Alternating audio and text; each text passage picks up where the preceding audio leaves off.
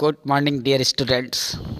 आज हम इंटरमीडिएट के पोइट्री सेक्शन में 6 पोएम है आंट जेनिफर टाइगर्स की चर्चा करेंगे।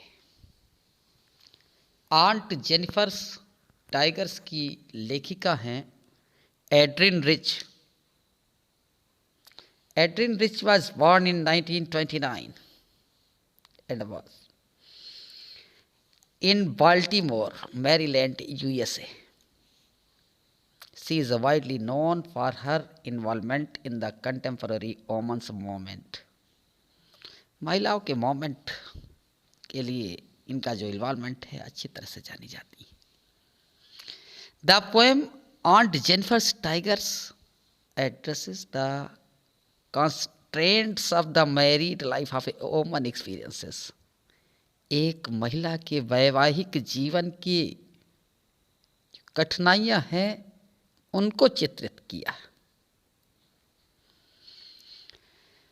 तो आइए देखिए, एक महिला जिसकी शादी हो जाती है उसके जीवन में कितनी कठिनाइयां आती हैं, इस बात को एंट पोएटेस एड्रिन रिच ने व्यक्त किया है।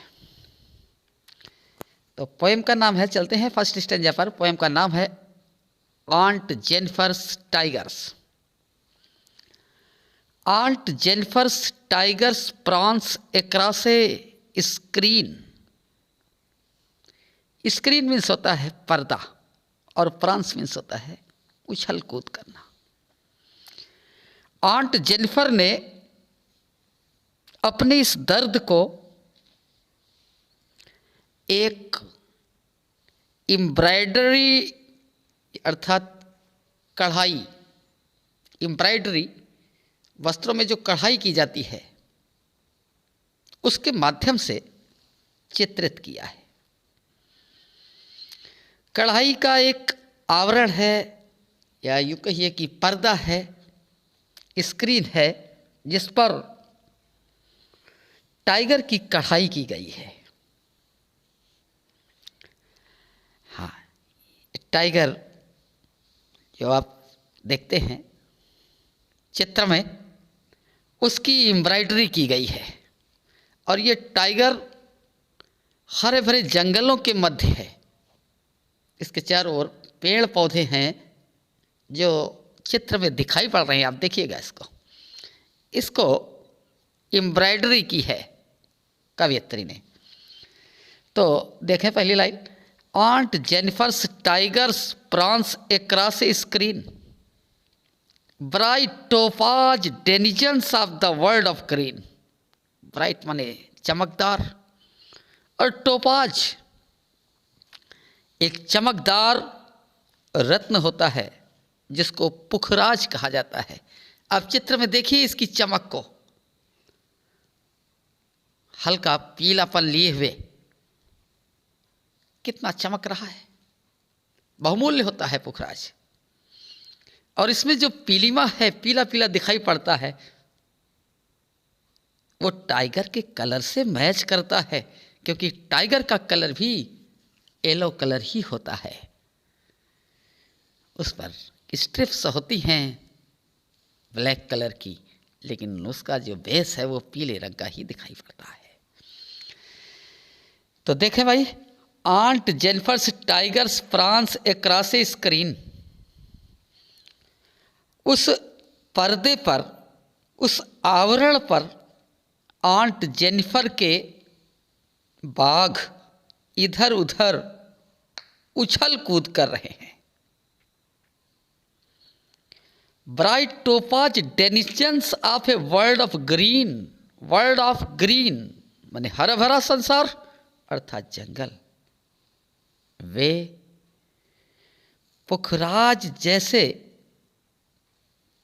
चमकदार रत्न की तरह उस हरे भरे जंगल के निवासी हैं। डेनिजन्स मीन्स निवासी।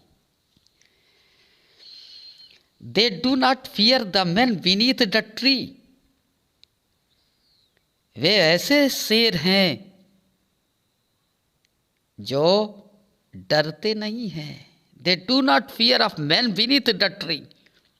उन पेड़ों के नीचे, उन जंगल के वृक्षों के नीचे जहाँ पर लोग खड़े हैं, और हो सकता है वो शिकारी हों जो इन लायंस का शिकार करने के लिए, इन टाइगर्स का शिकार करने के लिए आए हैं, लेकिन वे उनसे डरते नहीं हैं। आंट जेनिफर्स के टाइगर्स इधर उधर उछल कूद कर रहे हैं। They pace in sleek chivalric certainty. They pace, pace means होता है गति करना, स्लीक माने आकर्षक, और शिवालरिक माने पराक्रमी। तो आंट जेनिफर्स के जो टाइगर्स हैं वे आकर्षक तरीके से पराक्रमक पूर्वक निश्चितता के साथ गति कर रहे हैं। उन्हें किसी प्रकार का कोई भय नहीं है। एक बार पुनः देखते हैं। Aunt Jennifer's tigers prance across a screen. Aunt Jennifer के टाइगर उस एम्ब्रॉयडरी की जाने वाली स्क्रीन में इधर उधर उछल कूद कर रहे हैं। Bright topaz denizens of the world of green. वे चमकदार टोपाज की तरह जंगल के पीले कलर के निवासी हैं। They do not fear the man beneath the tree. वे वृक्षों के नीचे खड़े हुए आदमियों से डरते नहीं हैं। They pace in sleek chivalric certainty. वे आकर्षक और पराक्रमी तथा निश्चितता पूर्वक गति करते हैं। तो ये पहला पैसेज समझ में आया होगा बच्चों। चलते हैं सेकंड पैसेज की ओर। Aunt Jennifer's tigers fluttering. On Jennifer's fingers fluttering through her wool. Find even the ivory needle hard to pull. The massive weight of uncle's wedding band sits heavily upon the Aunt Jennifer's hand. बहुत सुंदर ही poem दी गई है ये, बहुत ही meaning पूर्ण है। देखे, बहुत आनंद आने वाला। Aunt Jennifer's fingers fluttering. Fluttering means होता है कांपना या फड़फड़ाना, स्पंदन करना। आंट जेनिफर की उंगलियां कांप रही हैं। थ्रो हर ऊल। उनकी ऊन में उंगलियां कांप रही हैं। ऊल मीन्स ऊन। कौन सा ऊन? जो एम्ब्रॉयडरी में प्रयोग किया जा रहा है, उस ऊन में आंट जेनिफर की उंगलियां कांप रही हैं। Find even the ivory needle hard to pull. यहाँ तक कि आइवोरी की बनी हुई नीडल को एम्ब्रॉयडरी के लिए जो यूज की जा रही है, कढ़ाई करने के लिए जो यूज की जा रही है, हाथी के दांत की बनी हुई सुई। आइवोरी मीन्स हाथी के दांत और नीडल मीन्स सुई। तो हाथी के दांत की बनी हुई सुई हार्ड टू पुल, खींचने में कठिनाई हो रही है आंट जेनिफर को। उनकी उंगलियां की कांप रही हैं। एम्ब्रॉयडरी करते हुए ऊल में उनकी उंगलियां कांप रही हैं और उनको आइवोरी की उस नीडल को खींचने में कठिनाई महसूस हो रही है। The massive weight of uncle's wedding band. The massive weight, भारी भरकम भार है उन उंगलियों पर। Of the uncle's wedding band, uncle के वैवाहिक बैंड का भारी वजन जेनिफर के हाथ पर है, हाथ की उंगलियों में है। अर्थात कहने का अर्थ ये है कि the massive weight of uncle's wedding band, जब वेडिंग सेरेमनी होती है तो उससे पहले अंकल ने जेनिफर को वेडिंग बैंड दिया था। शादी के पहले सगाई में बैंड दिया था, अर्थात रिंग पहनाई थी। एक रिंग सेरेमनी होती है, अर्थात वो बंधन दिया था जिसको आंट को जीवन भर निभाना था। और वो बंधन आज भी बड़ा भारी प्रतीत होता है। तो पुनः देखिए एक बार, sits heavily upon aunt Jennifer's hand, जो आंट जेनिफर के हाथ में अब भी बहुत ही भारी प्रतीत होता है। तो ये कह रहा कि aunt Jennifer's fingers fluttering through her wool, aunt Jennifer की उंगलियां अपने ऊन में कांप रही हैं। And even the ivory needle hard to pull, यहाँ तक कि वो हाथी के दांत की बनी हुई सुई को खींचने में बड़ी कठिनाई उसे महसूस होती है। The massive weight of uncle's wedding band, uncle की जो वेडिंग बैंड थी वो इतनी भारी थी, उसका वजन इतना अधिक था।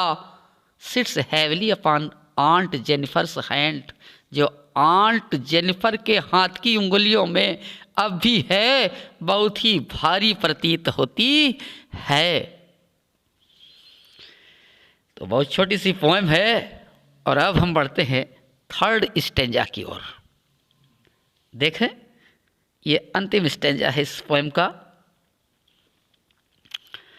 अर्थात शादी और एक विवाह एक महिला के ऊपर उसी समय से भार आता है जब रिंग सेरेमनी परफॉर्म की जाती है। अर्थात रिंग इतनी मैसिव है, इतनी भारी है, इतनी वेटेड है, it does not matter, ring can not be so weighted, but उस बंधन का, उस बैंड का जो भार हो गया, वैवाहिक जीवन का जो भार है, वो अत्यधिक वजनी प्रतीत हो रहा है आंट जेनिफर को।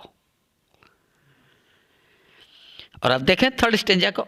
When aunt is dead, her terrified hands will lie. When aunt is dead, और जब आंट डेड हो जाएगी, मर जाएगी, her terrified hands will lie, तो उसके टेरिफाइड हैंड, उसके भयाक्रांत हाथ, उसके डरे हुए हाथ विल लाई, पड़े रहेंगे। Still ringed with ordeals, she was mastered by, still ringed with ordeals, ring उसकी हाथों में अब भी रहेंगे, उसकी उंगली में उस अंगूठी अब भी रहेगी। विथ ऑर्डियल्स, जो एक अग्नि परीक्षा की तरह होगी। सी वाज मास्टर्ड बाई, जिसके द्वारा वो कंट्रोल की जाती थी, नियंत्रित की जाती थी, या यूं कहिए कि जिसके द्वारा उसे गुलाम बनाया गया था। अर्थात आंट जेनिफर की अब मृत्यु हो चुकी है। हर टेरिफाइड हैंड्स विल लाई, लेकिन उसके भयाक्रांत हाथ पड़े हुए हैं। स्टिल रिंग्ड विथ ऑर्डियल्स, और उसमें उस अग्नि परीक्षा की रिंग अब भी पड़ी हुई है। सी वाज मास्टर्ड बाई, जिसको पहना करके उस पर कंट्रोल किया गया, नियंत्रण किया गया। अर्थात पुरुषों की को अपनी मर्जी के अनुसार महिलाओं को चलाया गया। The tigers in the panel that C made will go on prancing, और इसी दर्द को उसने बयां किया है टाइगर्स के माध्यम से कि the tigers in the panel, panel में दिखाई पड़ने वाले टाइगर, स्क्रीन में पर्दे पर दिखाई पड़ने वाले टाइगर्स दैट सी मेड, जिसको उसने बनाया है, विल गो ऑन प्रांसिंग, वो उछल कूद करते हुए चले जाएंगे। प्राउड एंड अनअफ्रेड, गर्व के साथ चले जाएंगे, बिना डरे हुए चले जाएंगे।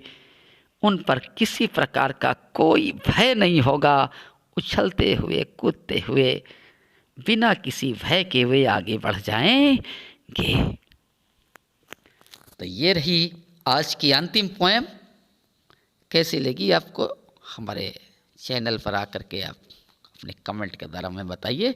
पसंद आया तो वीडियो को लाइक करिए, शेयर करिए अपने फ्रेंड्स को।